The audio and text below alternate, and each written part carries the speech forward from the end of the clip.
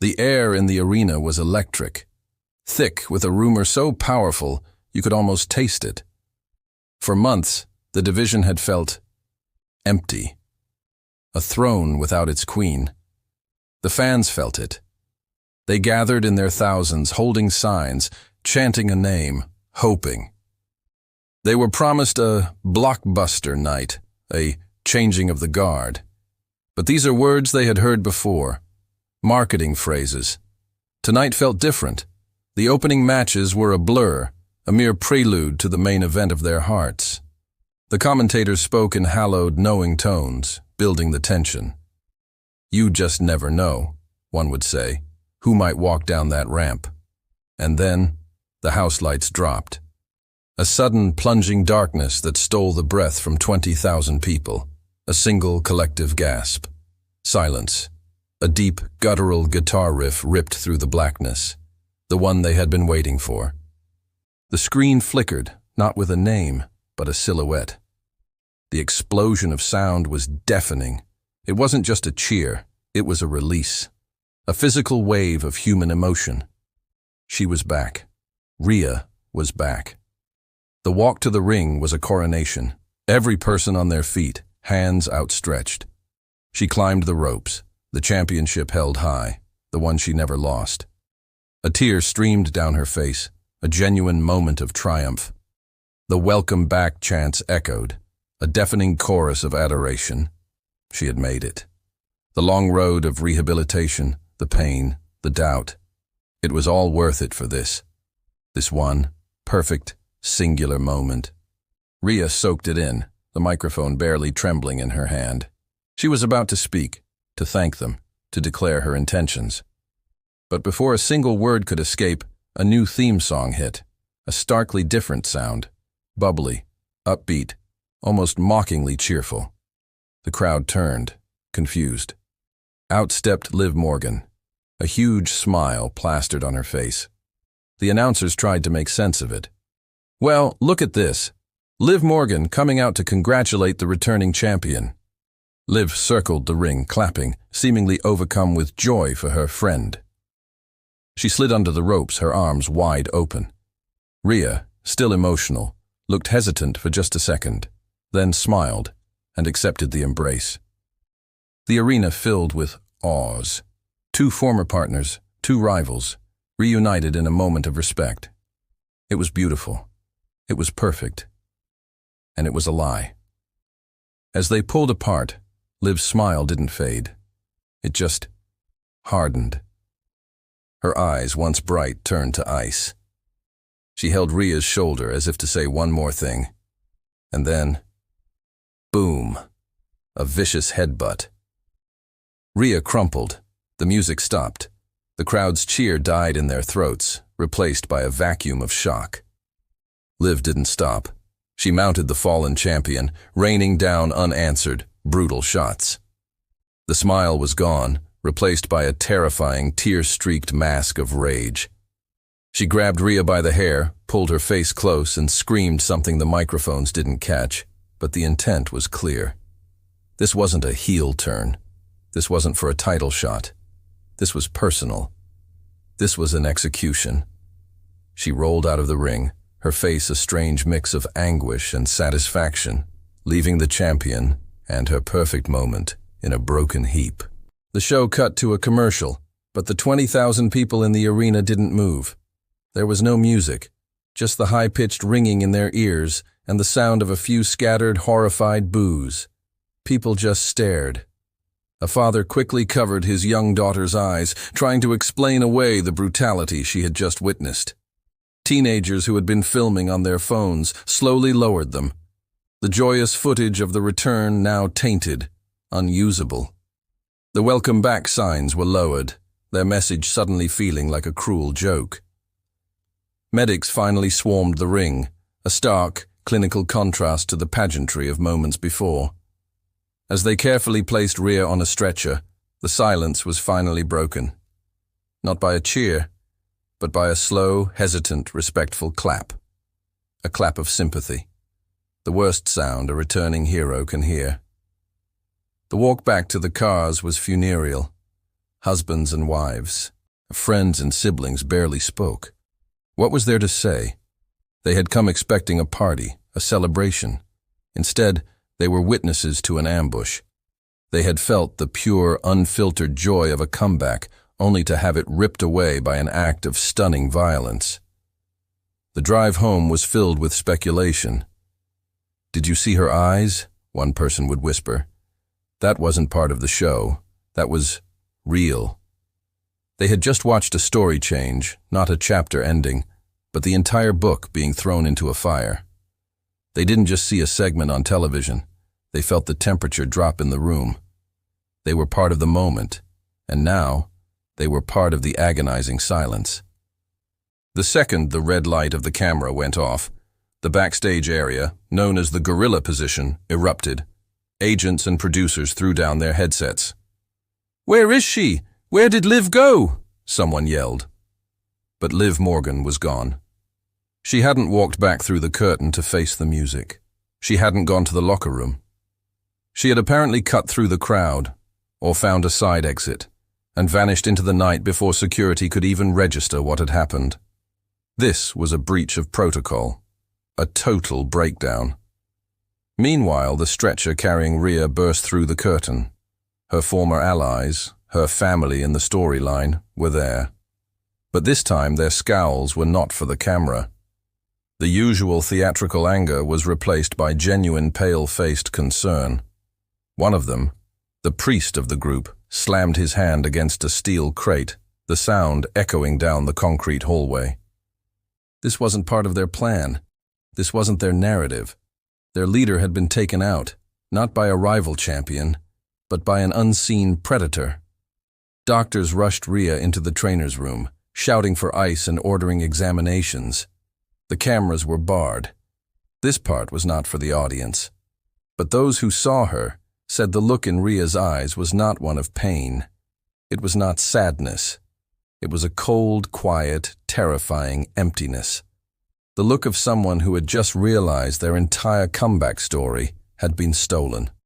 The corporate heads were apoplectic. Calls were being made. What do we tell the press? Do we acknowledge it? The entire script for the next 6 months had just been rendered obsolete by one woman's smile and a closed fist.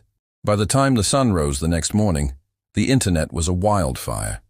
The clip, the hug, the headbutt, the vacant stare, was everywhere. It had transcended the wrestling bubble and was now being analyzed by mainstream sports outlets. "Shocking betrayal sees stars return marred," read one headline, but it was the wrestling podcasters and the inside journalists who truly dissected the moment. Every frame was analyzed. "Look at the way Liv smiled," one host said, his voice hushed. That wasn't a performance. That was a release. Theories spread like gospel. This was a shoot. This was real animosity bleeding through. Someone had gone off script. The company's official website was quiet, posting only a sterile corporate update. Rhea was attended to by medical staff following an incident. This vagueness only added fuel to the fire. It implied the unspeakable, that they too were caught off guard. The narrative was no longer Rhea is back. The narrative was, why did Liv do it? In a single brutal act, Liv Morgan had hijacked the biggest story of the year and made it her own. Fans were divided. Some were outraged, calling for her to be fired, suspended, punished. They felt cheated. But a new, quieter contingent emerged. They were intrigued. They understood. They saw the pain in Liv's fury. They too had felt overlooked, had watched someone else get the glory they deserved. Liv wasn't just attacking Rhea. She was attacking the system, the narrative, the very idea of a preordained hero. And it was deeply, powerfully captivating. In the age of immediate explanation, of instant gratification, Liv Morgan did the most powerful thing imaginable. She said nothing. Her Twitter account, usually a stream of chaotic, playful thoughts, went dark. Her Instagram, normally filled with behind-the-scenes photos and workout clips, was static. No cryptic post. No "you'll see" message. just a terrifying, profound silence. This silence became a canvas, and the entire world rushed to paint their own picture on it. "She's been fired," some claimed. "She's in hiding, afraid of the consequences," said others. "She's proud of what she did," whispered a few.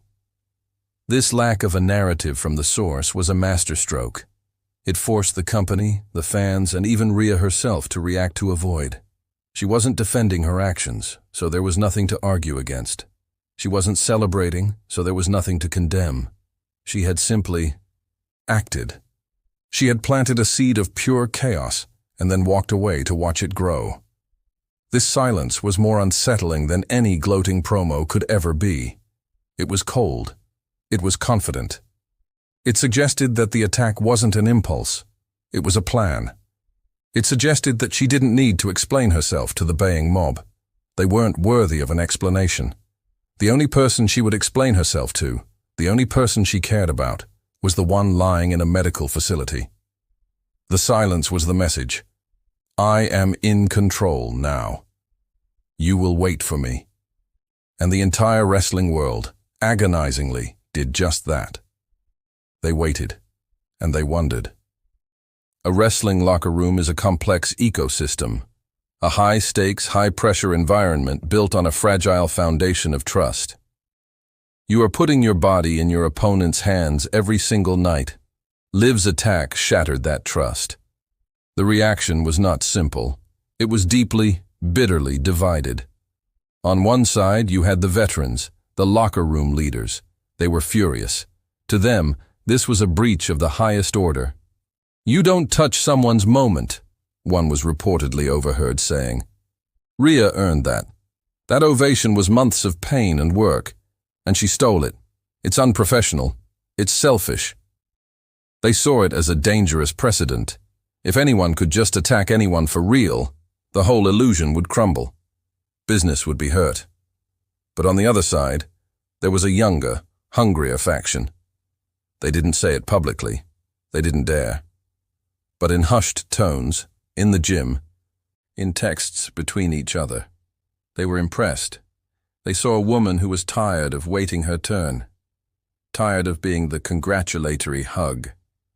She had been given a role, the supporting character, and she had refused it. She had torn up the script and written her own, in blood. They saw it as guts. They saw it as the only way to get noticed in a world of giants.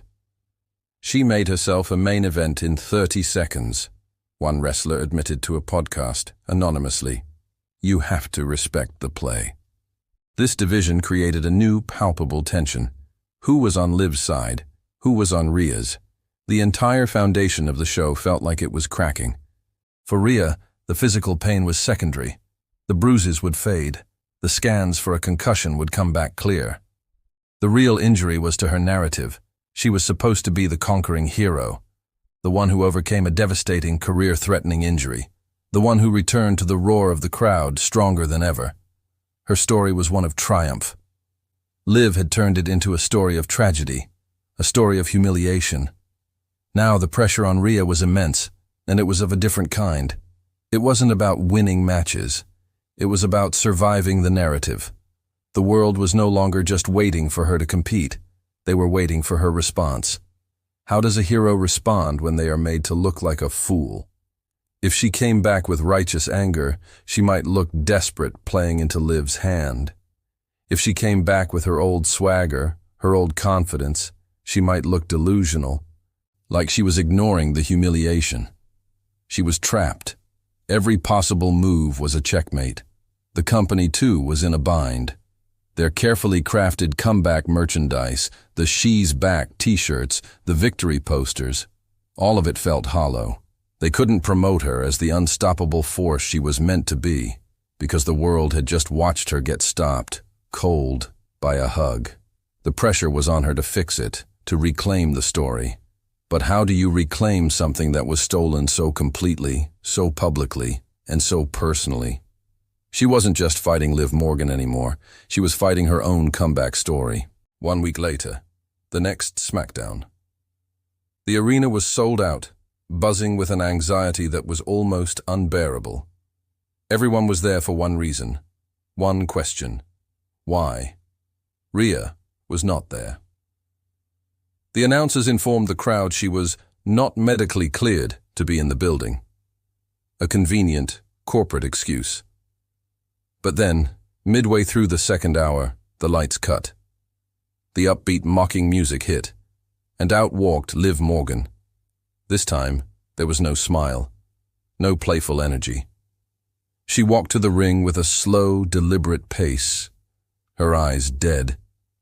She was showered with a hurricane of boos, a sound so hateful it shook the cameras. She stood in the center of the ring, absorbing it, letting it wash over her. She waited. The boos slowly faded to angry murmurs. She lifted the microphone. "You were all cheering for her," she said, her voice quiet, cutting through the arena. "You were all crying. Welcome back, Rhea. You held up your signs. You celebrated her." She paced. "For months, I have been here. I have been working. I have been fighting, while she was at home. But you forgot about me. She forgot about me." A single tear rolled down her cheek, but it wasn't one of sadness. It was one of pure, distilled venom. I was her partner. I was her friend. And when she got her big break, she left me. Then she got injured, and the world stopped for her. She looked directly into the camera. "I had to injure her to get you to see me. I had to ruin her moment, to finally start mine." She dropped the mic. The message was delivered. And that was it. The moment it all crystallized. We had all been watching the wrong movie. We thought we were in the arena for the triumphant return of a beloved hero. We were ready for the third act of her story, the grand victory lap. We bought the ticket, we wore the shirt, we learned the lines. We were waiting for the "welcome back" chant. But we were wrong. We weren't witnesses to a comeback at all. We were simply extras, the silent, shocked crowd, in the first scene of a different story. The story of a villain's birth. The entire saga, Rhea's injury, her recovery, her triumphant entrance. All of it was just backstory. It was the prologue to Liv Morgan's narrative. We were all so focused on the redemption of the one, we completely missed the damnation of the other. We look for simple stories. The good guy wins, the bad guy loses, the hero overcomes. But this was something more complicated. This was a story about how being a supporting character in someone else's life can poison the soul. How standing in the shadow of greatness doesn't inspire you, it corrodes you. The ambush wasn't an interruption of Rhea's story, it was the correction. Liv wasn't tearing up the script, she was just revealing what it had really been about the entire time. We thought we were watching a coronation, but we were really watching an assassination. And the most terrifying part? We were now, all of us, more interested in the killer than we ever were in the Queen.